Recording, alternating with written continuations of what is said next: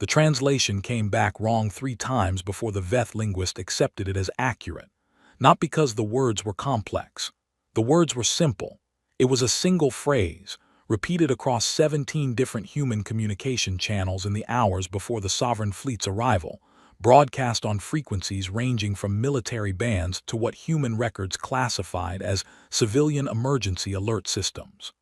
The phrase was this: take care of each other, not prepare to defend. Not stand ready, not even do not surrender, just that.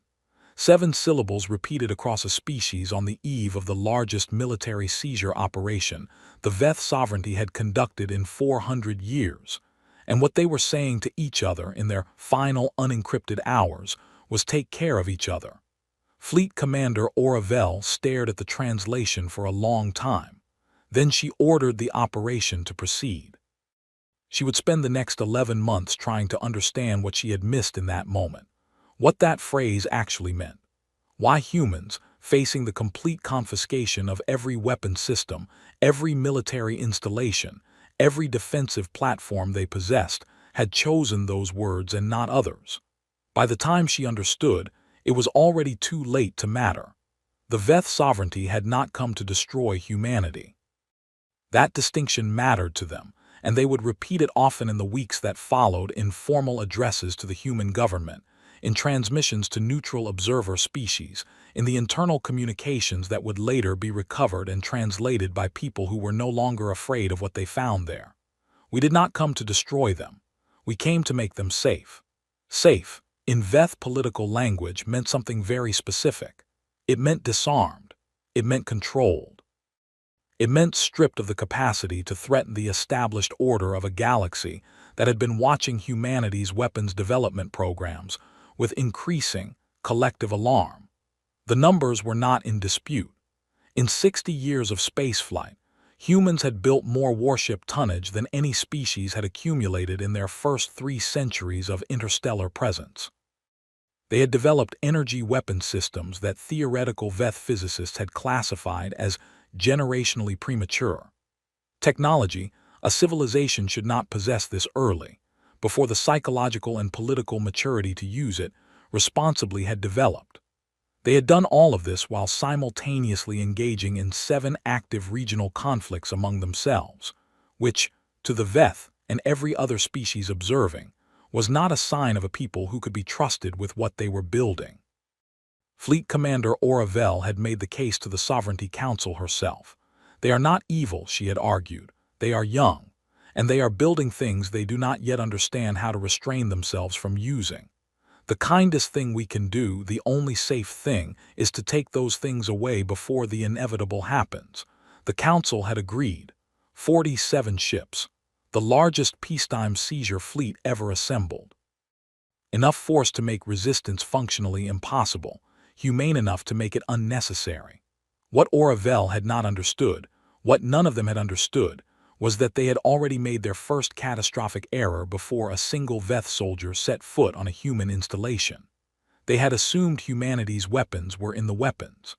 The first installation they seized was the Kepler Station Orbital Defense Platform, 300,000 kilometers above Earth's northern hemisphere. The operation was textbook. Veth boarding teams moved with practiced efficiency through corridors that were, by that point, completely abandoned.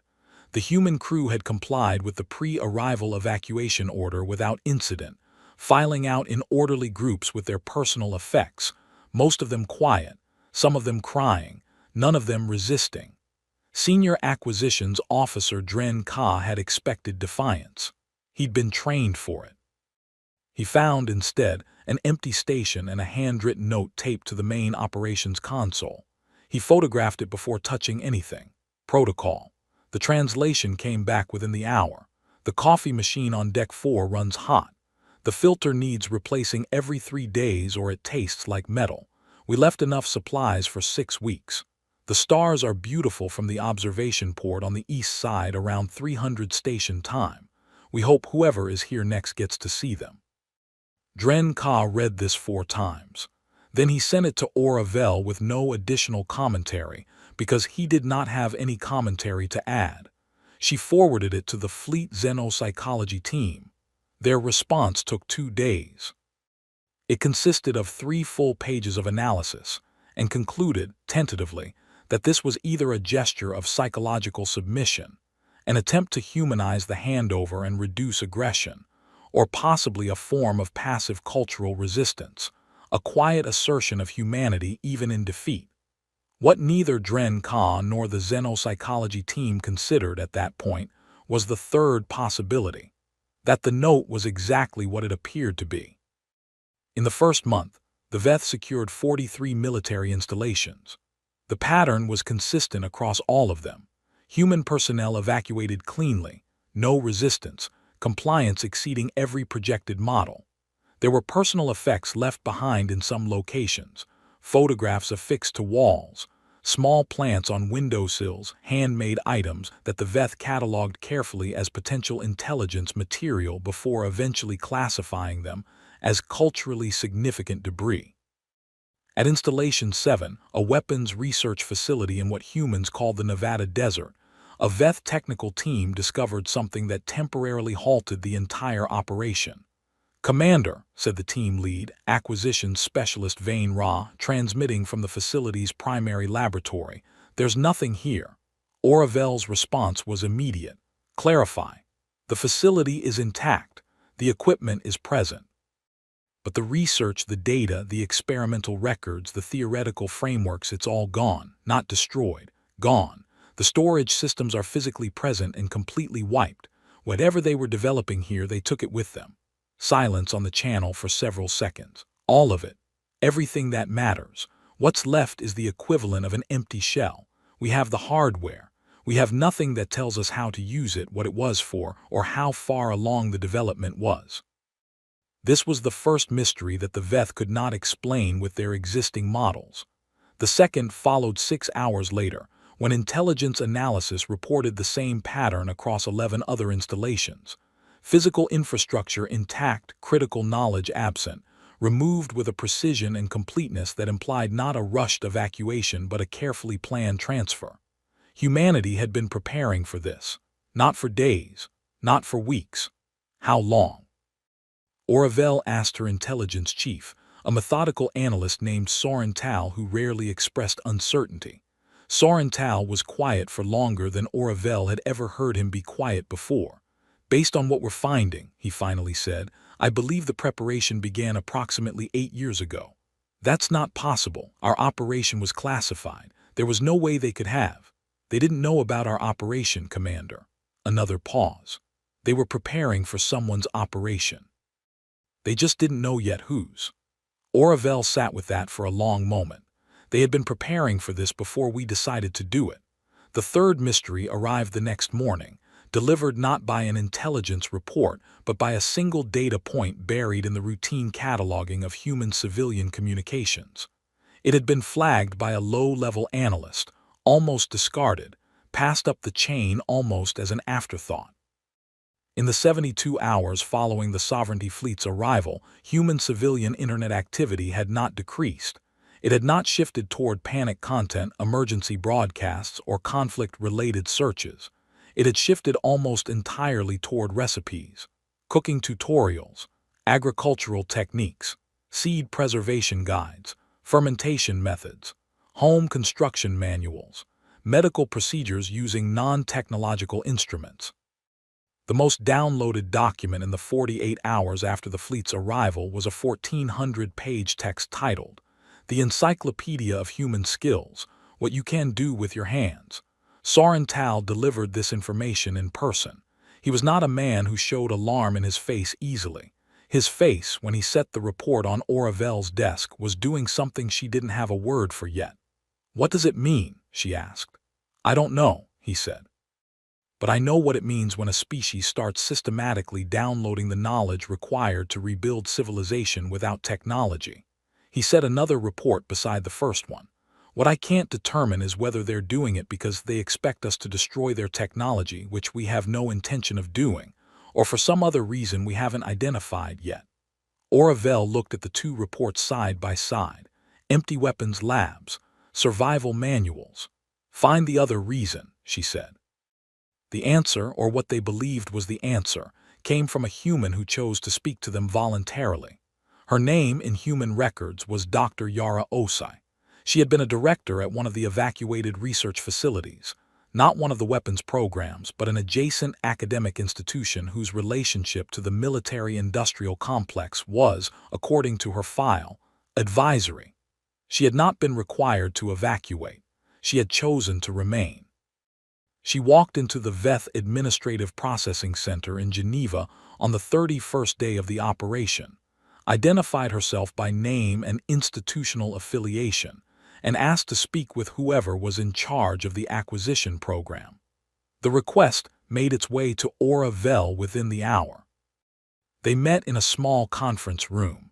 A human design, 4 walls, a table, chairs at human height, a window that looked out over a city that was going about its business with the eerie, almost theatrical normalcy that the VETH had come to find more unsettling than any open hostility would have been. Yara Osai was a small woman, middle-aged by human standards, with close-cropped gray hair and hands that moved with a constant, subtle restlessness, as if they were always in the process of building or repairing something invisible. She did not appear afraid. She did not appear defiant. She appeared, most precisely, interested, as if she had come here because she genuinely wanted to observe how this conversation would go. "Thank you for meeting with me," Aura Vel said, through the translation interface. "I was curious," Osei said. "You've been here a month and you haven't talked to anyone yet. You process, you catalog, you are very polite and very silent." She tilted her head. "That's unusual for a conqueror. We're not conquerors." "No," Osei agreed with a tone that was not quite concession. "What would you call it? Preventive stabilization." Osei was quiet for a moment. "That's a very long phrase," she said, "for we took your things." Aura Vel chose not to respond to that. "You came here voluntarily. Why?" "Because I think you're confused," Osei said, "and confusion in people with this much power makes me nervous." She leaned forward slightly. "You think you came here for our weapons. You think that's what this operation is about. I wanted to meet the person in charge because I want to understand whether you actually believe that or whether you're smarter than you're acting."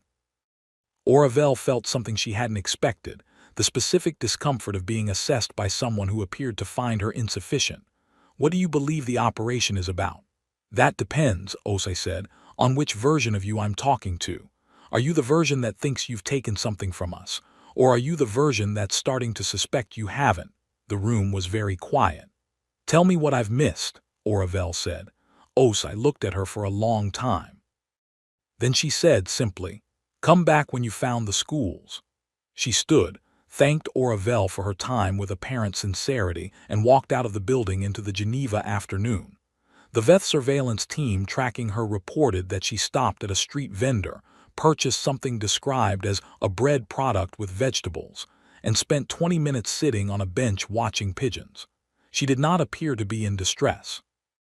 Aura Vel returned to her ship and ordered every educational institution on Earth catalogued immediately, every curriculum document retrieved, every academic record for the past 15 years analyzed. It took Soren Tal's team 3 weeks to find it. By then, they had already made their second catastrophic error, and the third was already underway. The schools were not hiding weapons.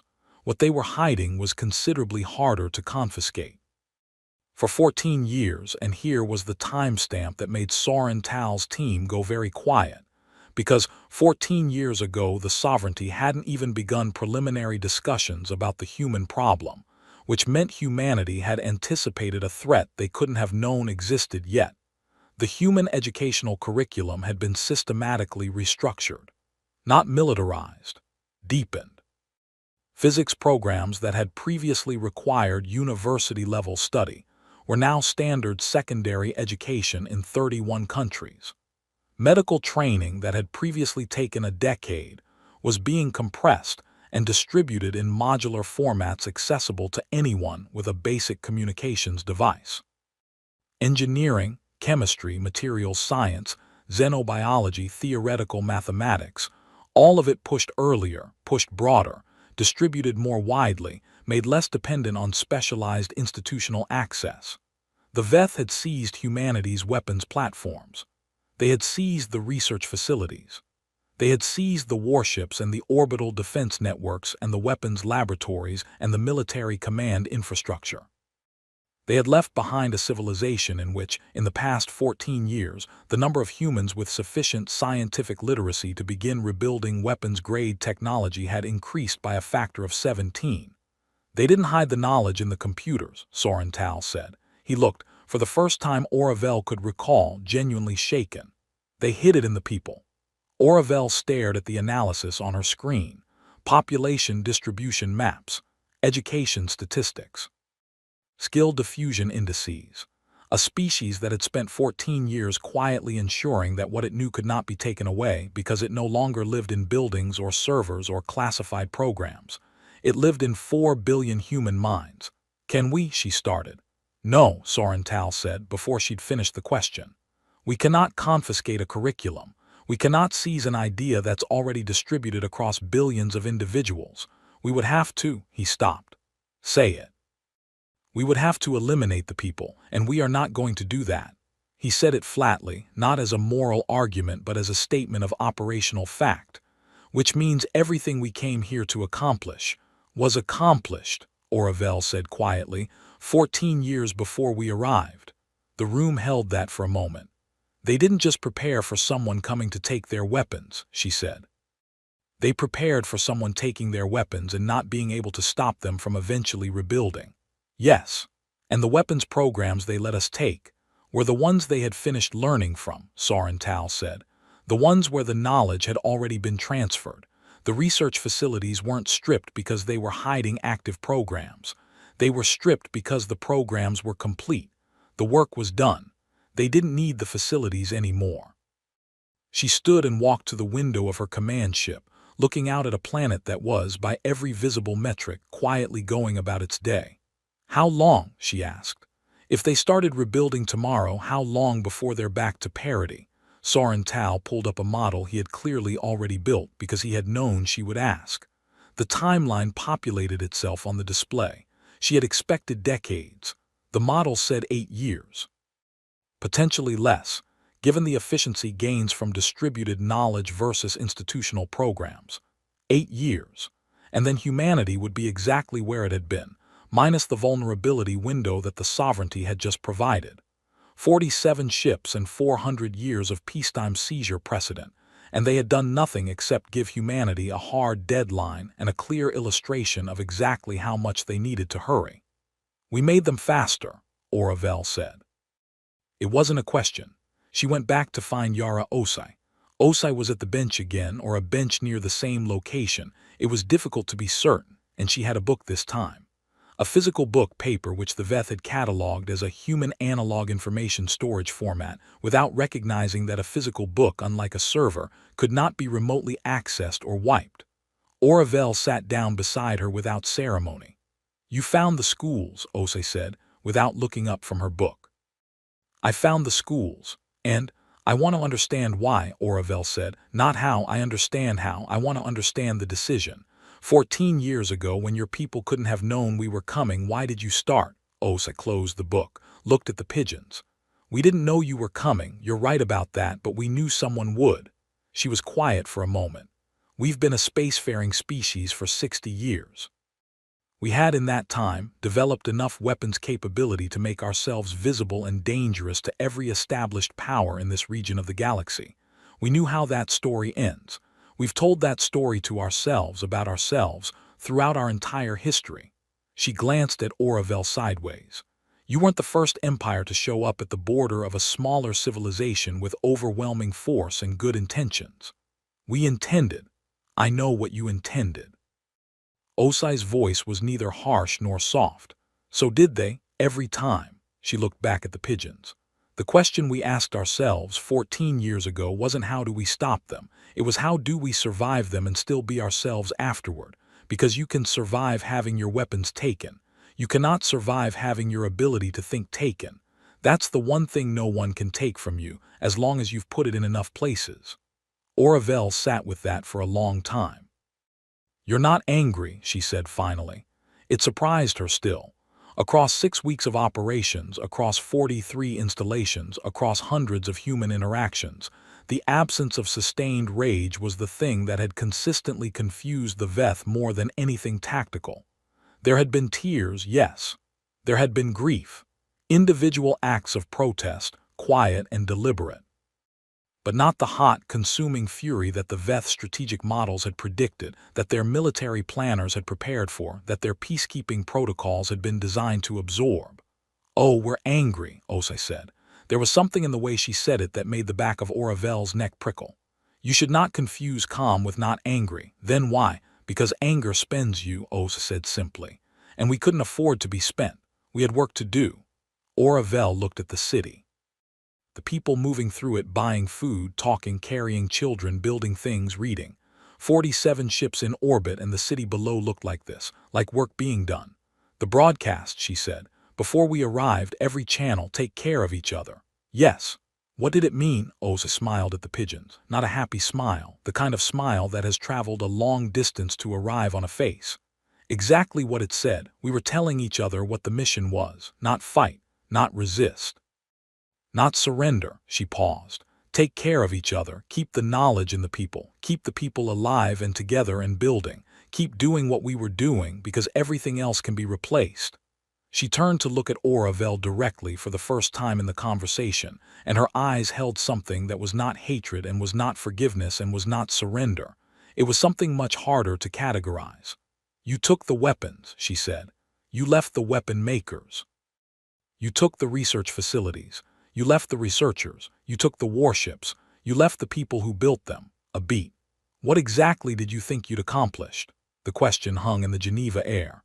Oravel did not answer it. She had run out of answers that felt adequate. The next 7 months were the worst of her career, and they did not involve a single act of violence. The Veth sovereignty had annexed, seized, or disarmed dozens of species in its 400-year history. The standard model ran smoothly. You took the weapons capability. The species either adapted to civilian development, which was the intended outcome, or they rebuilt slowly enough that by the time they reached parity again the political relationship had changed. They had grown into the order, found their place in it, lost the disruptive edge that had made them a threat. Time plus disarmament plus managed economic integration equaled stability. The model had a success rate the sovereignty was proud of. It did not work on humans, not because humans resisted, because humans worked. In the first 60 days after the seizure operation completed, the Veth monitoring network detected 11 new privately funded technology consortiums registered in what humans called international waters, maritime territory that fell into jurisdictional gray areas in the cease and desist frameworks the sovereignty had established. Not weapons programs, research programs, theoretical work. Physics, materials science, energy systems. The kind of work that was, in isolation, entirely peaceful and which, in accumulation, was a foundation. They closed the loopholes. Humans found different gray areas. They closed those. Humans worked with the constraints, found the edges of them, built right up to the line with an exactitude that made Soren Tal pull his reports and run the compliance numbers 3 times because he was certain his team was missing violations. They were not missing violations. Humans were not violating the frameworks. They were building as fast as possible inside them. "They're not fighting the structure," Soren Tal told her. "They're treating it as an engineering problem." "They're treating us as an engineering problem," Oravel corrected. "Yes," he said. "I thought you should know current modeling puts time to functional parity at 6 years, 3 months. We adjusted down from 8. She stared at him. "We've been here 7 months. "I know. They've cut almost 2 years off the timeline in 7 months. More efficiently distributed knowledge base than we projected. Also," he hesitated, which he never did, "we may have accelerated the timeline ourselves." "How?" "By being here." He pulled up a data map of human collaborative networks. The density of the connections, the volume of information moving through them. Before we arrived, human scientific collaboration was limited by the usual institutional barriers, funding silos, national competition, academic rivalry. He looked at the map. "We removed the competitive incentive structure. We unified them. Every human on Earth now understands that the technological gap needs to close. Not because their government told them to, not because there's profit in it, because they all personally experienced what it costs to be behind." He looked at her. We gave them a shared loss, and a shared loss in humans appears to function as, don't say it, fuel, he said. She turned back to the window. Below, far below, a planet went about its work. What do we do? She asked, not rhetorically, genuinely. Soren Tal was quiet for a long time, the longest silence she had ever heard from him. I don't know, he said. I don't think we do anything. I think we made a decision a year ago that cannot be unmade, and we have to live in the consequences of it. A pause. We came here to make them less dangerous. I believe we have made them more dangerous, more focused, more unified, and substantially more motivated. And we did it without firing a weapon or harming a person, which means they don't even have the grief of violence to process. They have only the clarity of a problem. He gathered his reports. Humans, Commander, are extraordinarily good at problems. He left. She stood at the window for a long time. She found Osai one final time, not at the bench, but at a university, one of the ones that the Sovereignty Monitoring Team had flagged as a site of elevated research activity. Osai was teaching, standing in front of a room of students with a piece of chalk and a board that was covered edge to edge in mathematics that Oravel's implant had to work to translate. She waited in the hallway until the class ended. Students filed out, young humans, carrying physical notebooks alongside digital devices, talking to each other with the rapid, layered intensity that human conversation usually had. The kind that Veth linguists had noted was difficult to fully parse because humans communicated on multiple channels simultaneously, tone and word and gesture each carrying separate and sometimes contradictory information. Os came out last. She saw Oravel and stopped. Looked at her with that same unclassifiable expression. How much time? Oravel asked. Osai understood the question immediately. 6 years, she said. Maybe 5 if the Meridian Collaborative lands their power system. The models say 6.5. Your models, Osai said, not unkindly, have been consistently behind. I know. Oravel looked down the hallway at the boards visible through other classroom doors, equations and diagrams and technical drawings, the infrastructure of a species rebuilding its capability in the most durable format possible. When you're at parity, when you have everything back and more, what happens then? Osai considered the question seriously. We'll be different, she said. You did change us. Not the way you intended, but you changed us. She looked down the hall too. We won't make the same assumptions about security, about what can be taken, about what can't be, she paused. We'll be harder to threaten, not because of the weapons, because of what we understand now about what actually matters. Is that a threat? No, Osai said. It's an answer to your question. You asked what happens. That's what happens. We come back different, harder and less interested in being taken by surprise again. And more, she searched for the word. More intentional about what we choose to be. Oravel was quiet for a moment. I came here thinking I was making the galaxy safer, she said. It cost her something to say it. She could feel that cost in the saying. I know, Osai said. Most people who cause harm think that. She said it without cruelty and without comfort, just as a fact offered plainly.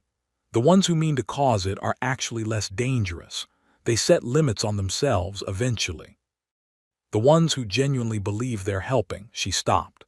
You came here to take our weapons and leave behind a stable, disarmed, manageable civilization. You took the weapons. You left behind a civilization that now deeply understands why it cannot afford to be manageable.